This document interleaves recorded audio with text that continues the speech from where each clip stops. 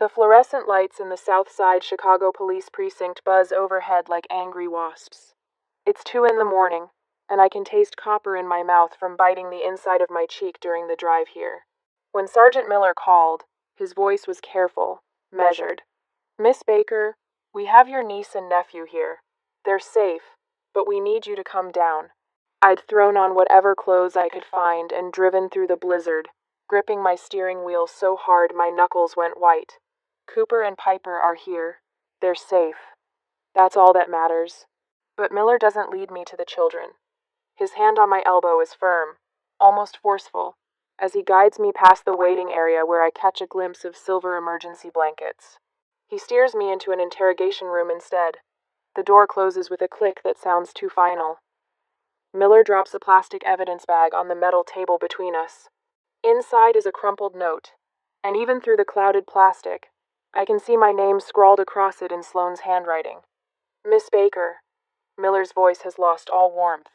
"Can you explain why a wealthy Lincoln Park architect would send 2 small children to a frozen industrial wasteland in the middle of a blizzard?" The words hit me like a fist to the stomach. "What? I didn't—" "Child abandonment is a felony in Illinois." He leans forward, and I can smell the coffee on his breath. "Child trafficking carries even heavier penalties. You want to start explaining?" My hands shake. This isn't real. This can't be happening. "There's been a mistake," I say, but my voice comes out strangled. "I live at 2400 North Clark, Lincoln Park. The children, where were they found?" Miller's eyes don't leave my face. 2400 South Clark Street, an abandoned industrial park, during a blizzard warning, dressed in summer clothes. The difference hits me like ice water. North versus south. 1 letter. 2 completely different worlds. My address is tree-lined streets and boutique coffee shops. South Clark at that number is warehouses and broken streetlights and nowhere a child should ever be, especially not at night, especially not in January. I have to stop, breathe. I told my sister no. I sent her an email. I have proof. Miller crosses his arms.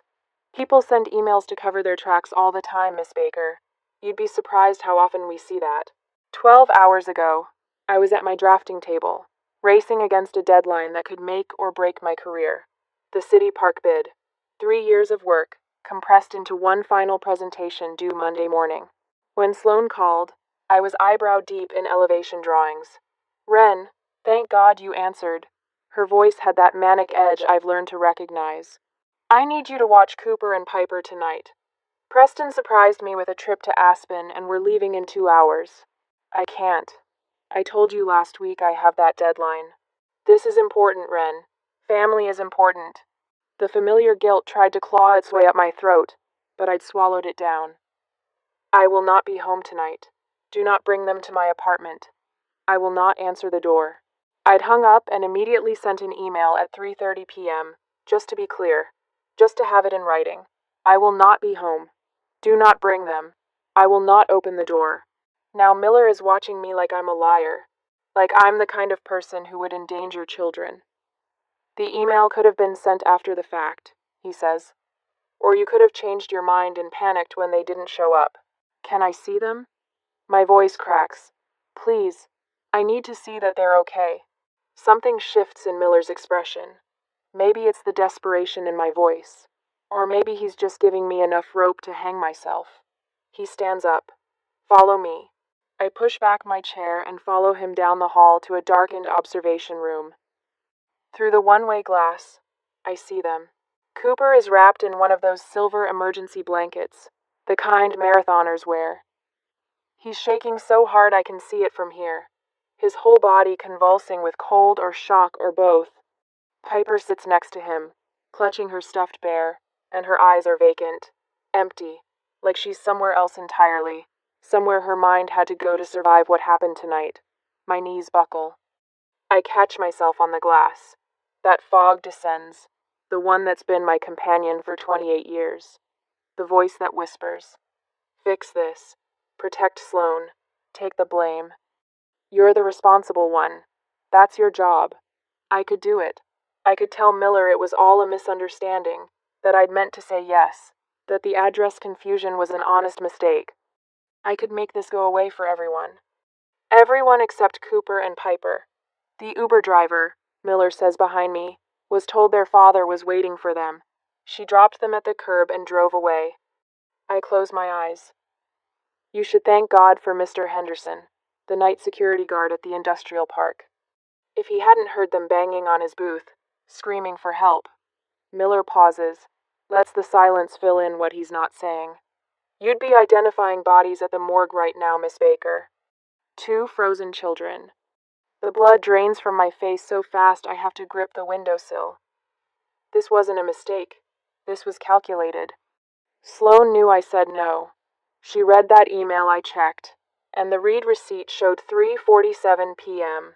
She'd opened it, absorbed every word, and then she'd done this anyway. Punishment for daring to set a boundary. Punishment for choosing my career over her convenience. She'd sent them to die. I turned to face Miller.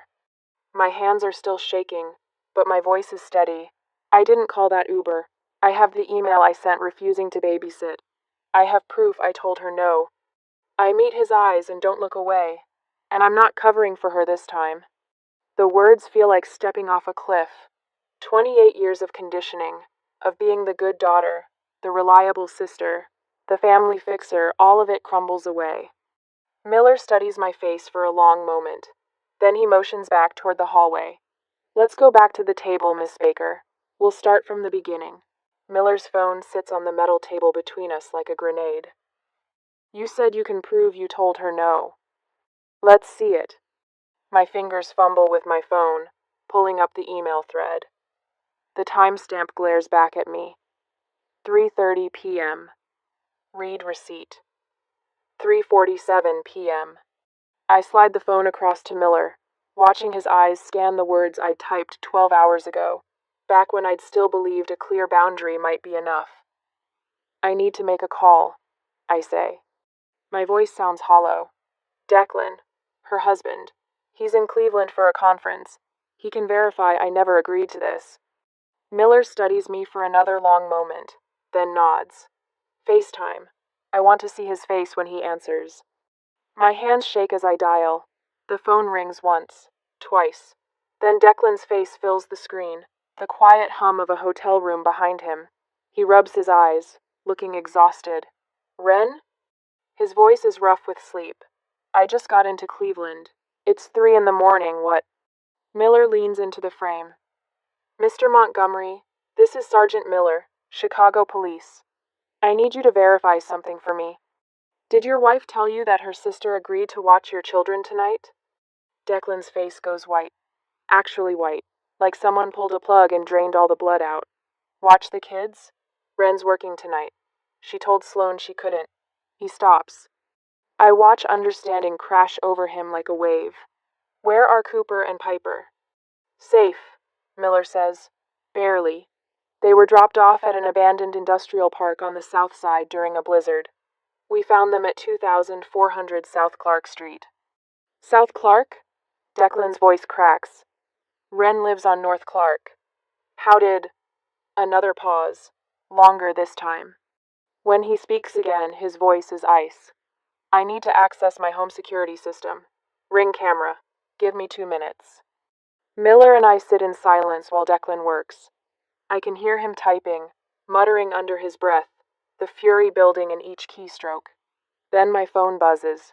A video file. Miller opens it on his department laptop. The timestamp reads 5 p.m. Our house. The front door. Sloane staggers into frame. A wine glass dangles from her left hand, the stem gripped so loosely it's a miracle it doesn't shatter on the floor. She's swaying, actually swaying, like a tree in high wind. Cooper appears, his voice small on the recording. Mommy, where's our coats? She doesn't answer, just pushes him toward the door with her free hand. Piper comes next, wearing a summer dress. A summer dress in January. Sloane shoves them both outside and the door slams. Not once does she look at her phone. Not once does she check the Uber destination. She sends her children into a blizzard in summer clothes and goes back inside for more wine, Miller's jaw tightens. I'll need that file sent to this email address. Already done, Declan says through the phone. His voice sounds like gravel. I'm getting on the next flight back. Don't let her anywhere near my kids. The call ends. Miller closes his laptop with a click that echoes in the small room. You're cleared, Miss Baker. I'll need your formal statement, but you're not being charged. He stands. Your sister, however, will be arrested for child endangerment the moment we locate her. The relief should feel bigger. Instead, it's just a small crack of light in a very dark room. 4 hours later, I'm sitting in the precinct's waiting area when they arrive. Preston and Lenore Baker sweep through the doors like they own the building, their designer luggage still tagged from the airport. They must have turned around mid-flight when Miller contacted them.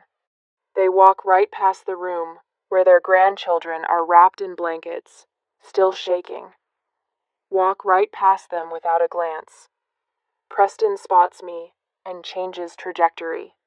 Lenore follows, her heels clicking on the linoleum like a countdown. Ren, Preston's voice is clipped. We need to talk. Privately. I'm not leaving the children. The children are fine. Lenore's hand lands on my arm, perfectly manicured nails digging in just enough to hurt. What we need to discuss is damage control. Do you have any idea what this will do to Preston's company stock if it hits the police blotter? I stare at her. Your grandchildren almost froze to death. Don't be dramatic. Preston pulls out his checkbook. Right there in the police station, he pulls out his checkbook like we're at a country club settling a golf bet. He writes with smooth, practiced strokes, then slides the check across the table. $50,000. Made out to me, the memo line is blank. Consider it a gift. Preston says, tapping the paper.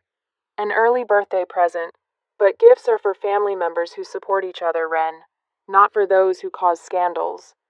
He lowers his voice. Tell the police it was a family miscommunication. You gave Sloan the wrong address by accident. Do that, and the check is yours. No harm done, he adds. No harm? My voice comes out strangled. Cooper was hypothermic. Piper won't speak. Ace. Lenore leans in close. The smell of her perfume makes my stomach turn.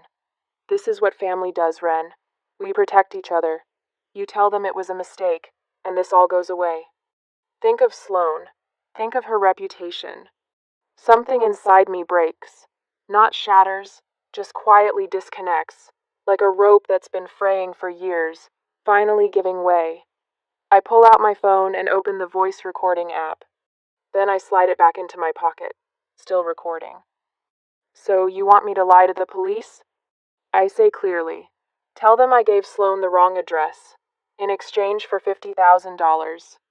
Preston's face flushes. Don't make this sound sordid. We're offering to forgive your student loans. A gift in exchange for perjury.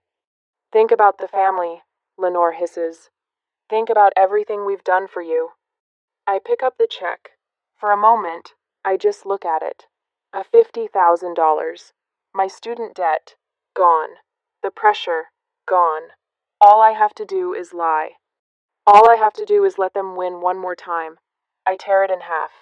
The sound is surprisingly loud in the quiet waiting area. Preston's face goes from red to purple. I'm not covering for her anymore, I say. Not for you. Not for anyone. You'll regret this. Preston's voice drops low. Dangerous. You have no idea what you've just done. I know exactly what I've done. The precinct doors open again. Declan walks in, ignoring Preston and Lenore completely. He looks ragged, like he ran all the way from O'Hare, but he goes straight to the room where the children are, drops to his knees, and pulls them both into his arms.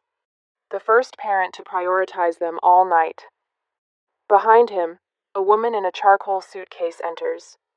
Elena Russo. The family law attorney I called 2 hours ago while sitting in this waiting area, watching my parents' true natures reveal themselves.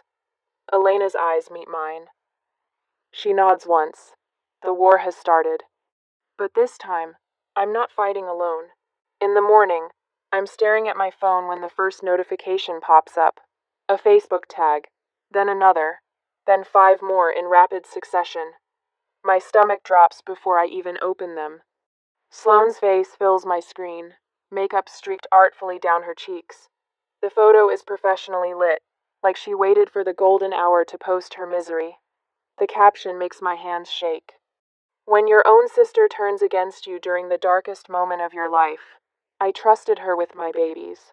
I don't understand what went wrong. Praying for understanding and forgiveness. The comments are already piling up. Dozens of them. Hundreds. Oh my God, Sloane, I'm so sorry. Family should stick together. This is awful. What kind of sister does this?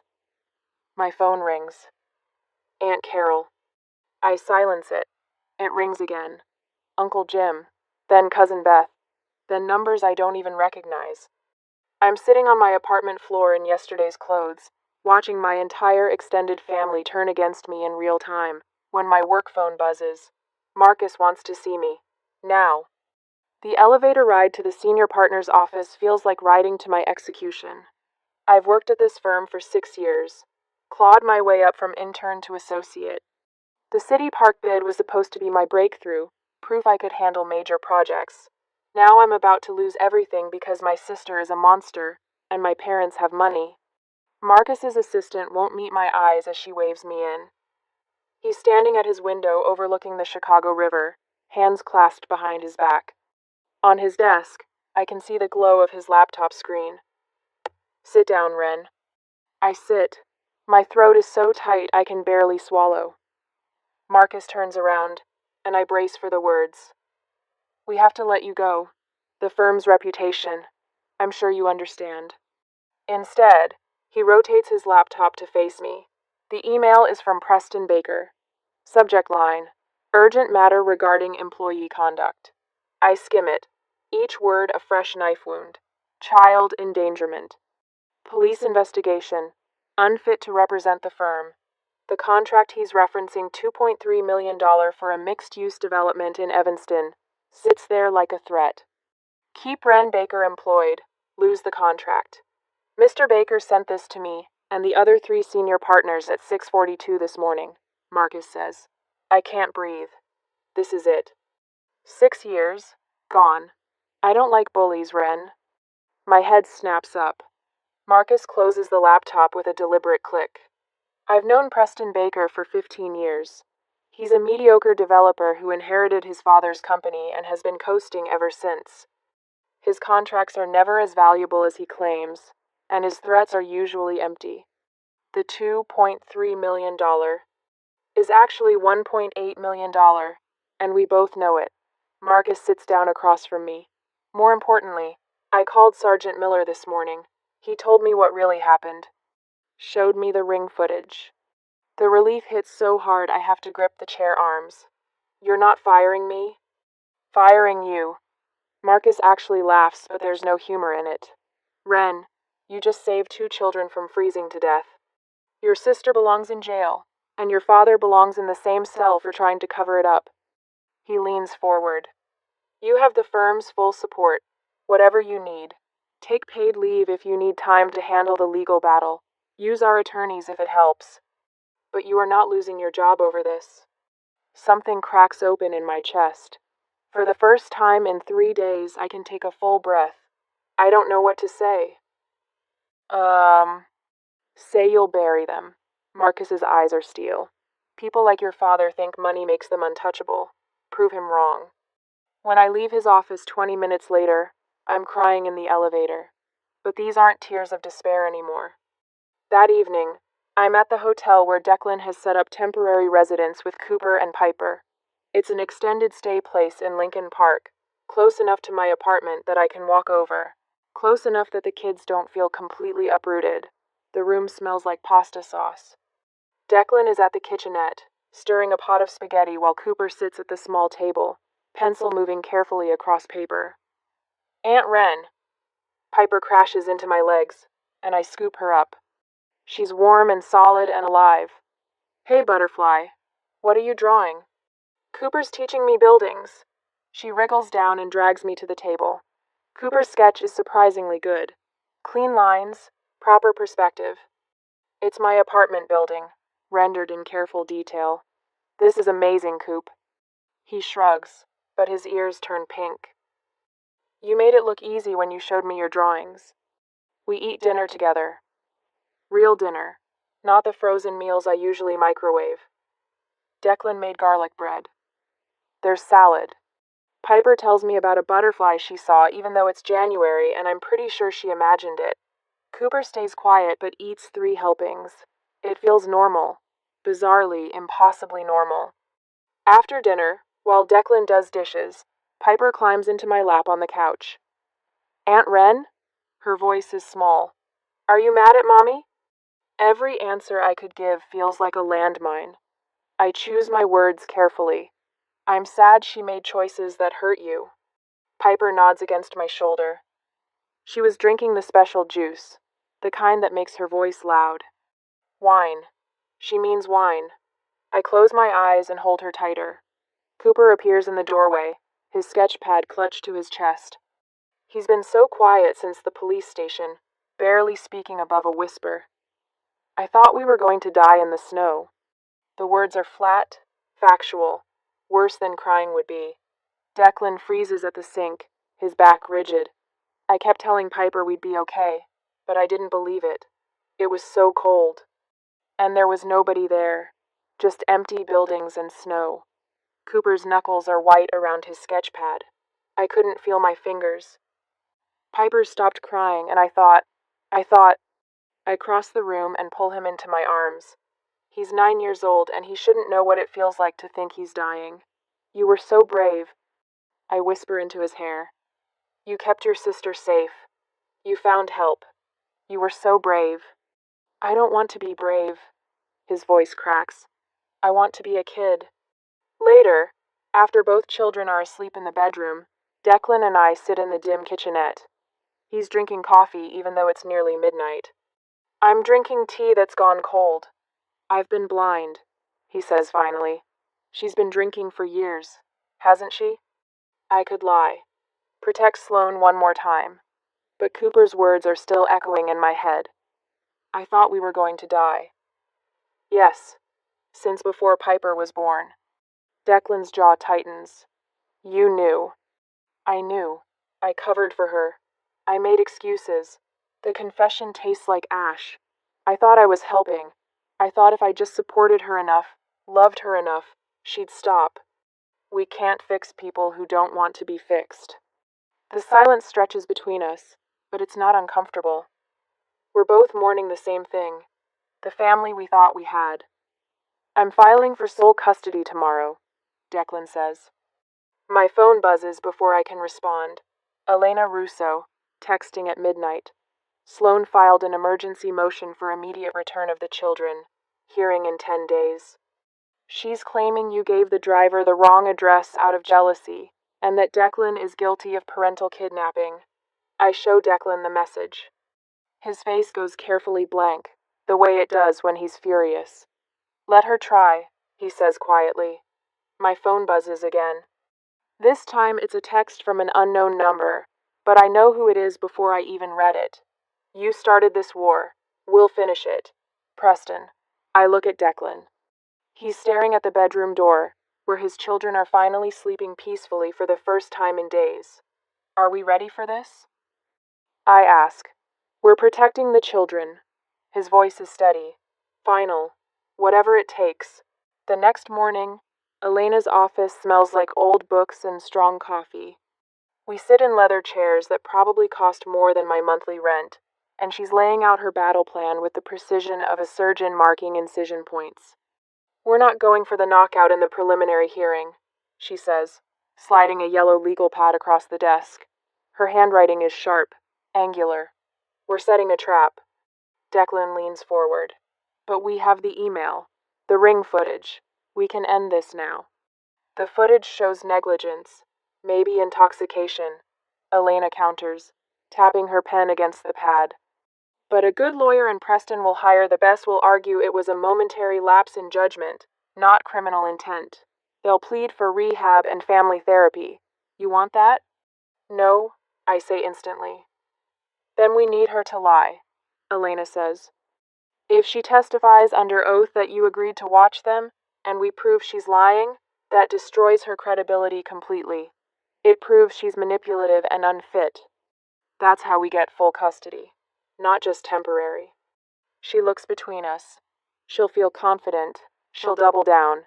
And when we prove she lied under oath in the custody trial, Judge Okonkwo will throw the book at her. Declan's jaw tightens. How long do we have to wait? 30 days after the preliminary. Court schedules are backed up. Elena closes the legal pad with a snap. Can you both hold your nerve that long? Kine. I think about Cooper's shaking hands, Piper's vacant stare through the police station glass. I think about Sloane's wine glass caught on camera, the way she shoved them out the door into a blizzard. Whatever it takes, I say. On the preliminary hearing, the Cook County Family Court is all dark wood paneling and fluorescent lighting, the kind of institutional space designed to make you feel small. The gallery benches are hard, unforgiving. I chose my outfit carefully this morning. A simple gray sweater, no jewelry, my hair pulled back. I want to look exhausted, defeated. It's not hard to fake. Sloane sweeps in 20 minutes before the hearing, wearing cream-colored wool and understated pearls. Her makeup is perfect, her expression carefully composed into wounded dignity.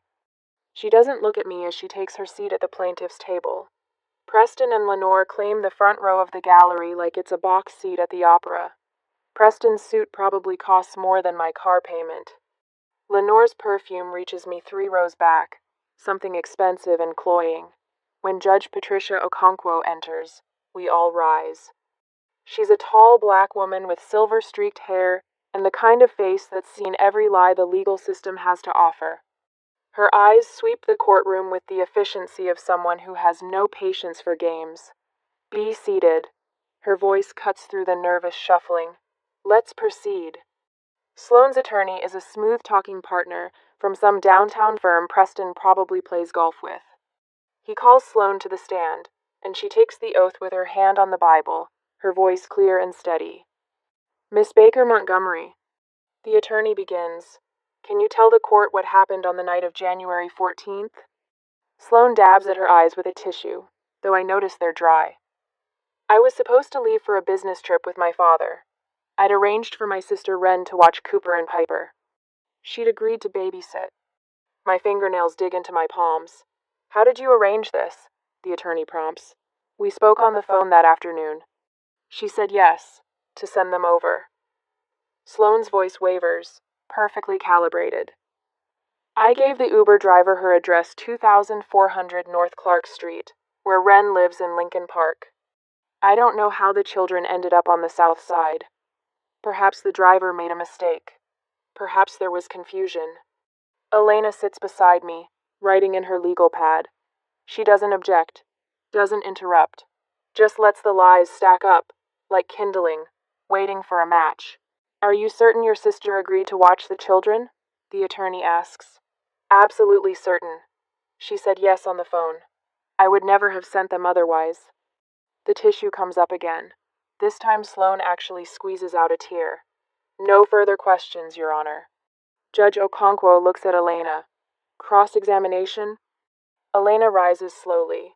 She's wearing a charcoal suit that makes her look like a blade. Just a few questions, Your Honor. She approaches the witness stand, and I can see Sloane's shoulders relax slightly. This will be quick. Painless. Miss Baker Montgomery, you testified that your sister verbally agreed to babysit. Is that correct? Yes. And you gave the driver her Lincoln Park address? Yes. 2400 North Clark. You're certain she agreed? Under oath, you're testifying that Wren Baker told you yes? Something flickers in Sloane's eyes. Uncertainty, maybe, or the first whisper of suspicion, but she's committed now. She can't back down in front of Preston and Lenore, in front of the judge. Absolutely certain, she said yes. Elena nods slowly, like she's accepting this answer. No further questions, Your Honor. That's it. No email, no ring footage, no dramatic reveal. Sloane's attorney looks confused, and I can see Preston lean forward, whispering something to Lenore. Judge Okonkwo reviews her notes. This appears to be a family miscommunication that resulted in a dangerous situation. Miss Baker, I'm troubled that you didn't ensure clearer arrangements for the children's safety. The words land like stones. I force myself not to react. However, given the circumstances and the lack of clear evidence, I'm maintaining the status quo. Mr. Montgomery retains temporary custody. Miss Baker Montgomery, you're granted supervised visitation twice weekly, supervised by a court-appointed social worker. The gavel comes down. Next case. The courtroom empties into the marble hallway, and Sloane is immediately surrounded by Preston and Lenore. Their smiles are triumphant, vicious. Preston catches my eye as I pass. He steps deliberately into my path. You should have taken the check, Wren. His voice is low, meant only for me. Family always wins. Lenore's hand touches my arm, her grip tight enough to bruise. This isn't over, dear, but you've already lost. Sloane is performing for a small cluster of reporters who somehow got wind of the hearing. I just want my babies back, she says, voice breaking. A mother's love never gives up. The cameras eat it up. I keep walking toward the parking garage, my footsteps echoing in the stairwell. Declan and Elena follow silently. We don't speak until we're inside Elena's car. Doors closed, engine running. Elena closes her leather notebook with a sharp snap. She's on the record now, she says. Every lie is documented, time-stamped, under oath. I stare at the concrete pillar in front of us. But we lost today. We let her think she won. Elena's smile is cold, predatory. Now we own her. Declan's hands grip the steering wheel. Understanding dawns across his face. She just committed perjury. And in 30 days, Elena says, we prove it. The concrete pillar blurs as my eyes fill. Not with defeat, with something sharper, cleaner, hope. On the second confrontation, the courtroom feels smaller this time, more suffocating. Maybe it's the press packed into the gallery, their cameras clicking like hungry insects. Maybe it's the way Preston sits front and center, his charcoal suit pressed sharp enough to draw blood, that same smug smile playing at his lips. Sloane sweeps in wearing ivory, of course. Ivory, the color of innocence, her hair styled in soft waves that frame her face. She clutches tissues in one hand like props in a play she's rehearsed too many times. The society page photographers eat it up. I can already see the headline, Mother Fights for Her Children. I smooth my plain gray sweater and try not to feel small. Declan's hand finds mine under the table, just for a second. His palm is steady, warm. Elena sits beside us, her slim folder closed on the table in front of her. She looks almost bored, flipping through her phone while we wait for Judge Okonkwo to enter. All rise. The courtroom rustles to its feet. Judge Okonkwo's face is carved stone as she takes her seat, and I remember the way she looked at me during the preliminary hearing, like I was careless, irresponsible. A woman who couldn't even communicate properly with her own sister. Today, that's going to change. Miss Russo, the judge says, you may call your first witness. Elena stands, and there's something predatory in the way she moves. Your Honor, I'd like to recall Sloane Baker Montgomery to the stand. Sloane's attorney objects, of course, but the judge waves him off. Sloane walks to the witness stand with her chin high, confident. She thinks this is just cleanup, a formality before her inevitable victory. The bailiff reminds her she's still under oath from her earlier testimony. Mrs. Montgomery. Elena begins, her voice deceptively gentle. During the preliminary hearing last month, you testified under oath about the events of January 14th. Is that correct? Yes. Sloane's voice is steady. And you stated that your sister, Wren Baker, verbally agreed to babysit your children that evening, correct? That's right. Sloane glances at the jury, playing wounded. She said yes, and then she just wasn't there. And you gave the Uber driver her address? 2400 North Clark Street?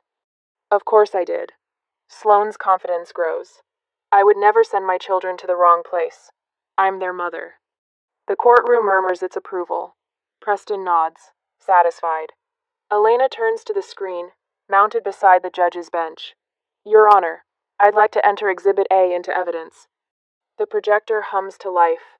An email fills the screen, and I watch Sloane's face drain of color as she reads her own name in the recipient line. From Wren Baker to Sloane Montgomery sent, January 14, 3:30 p.m.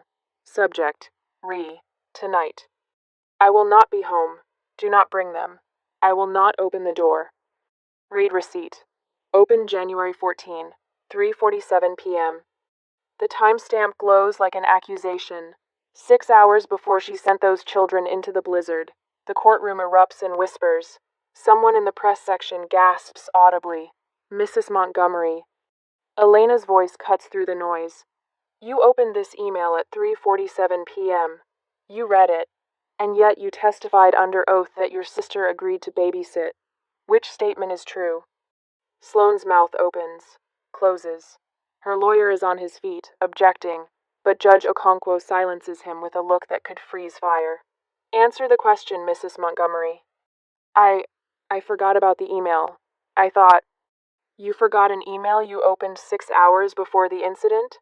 Elena doesn't raise her voice. She doesn't need to. An email that explicitly stated, in capital letters, that Miss Baker would not be home? The tissues in Sloane's hand are shredded now, little white flakes falling to the floor. Let's move on, Elena says. Your Honor, I'd like to play Exhibit B. The screen shifts to video footage. I recognize the angle immediately, the Ring camera from Sloane and Declan's front door. The timestamp reads 5 p.m. The Sloane on screen is nothing like the Sloane on the witness stand.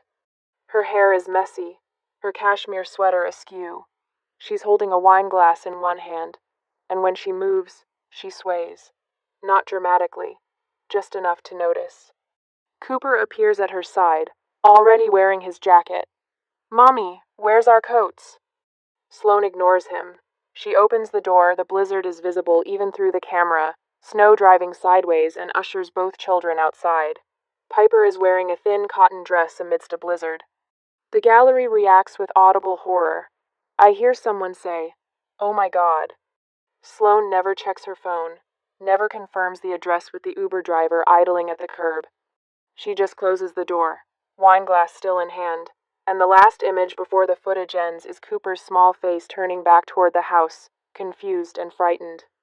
Judge Okonkwo's expression has gone from stone to thunder. Mrs. Montgomery, Elena says, and her voice is sharp enough to cut. Were you intoxicated when you sent your children out into a blizzard warning, without proper winter clothing? I had one glass. One glass? The footage shows you holding wine at 5 p.m., hours before your scheduled flight. How many glasses had you consumed by that point? Sloane's lawyer tries to object again. The judge overrules him without looking away from Sloane. I don't remember exactly. You don't remember? Elena nods slowly. Just like you didn't remember the email. My hands are clenched so tight my nails cut into my palms. Declan's breathing has gone shallow beside me. Your Honor, Elena continues, I have one final piece of evidence. Exhibit C. She presses play on the audio file, and Preston's voice fills the courtroom. Crystal clear, unmistakable. Consider it a gift, an early birthday present. My mother's voice follows, saccharine and poisonous. Tell them you gave her the wrong address.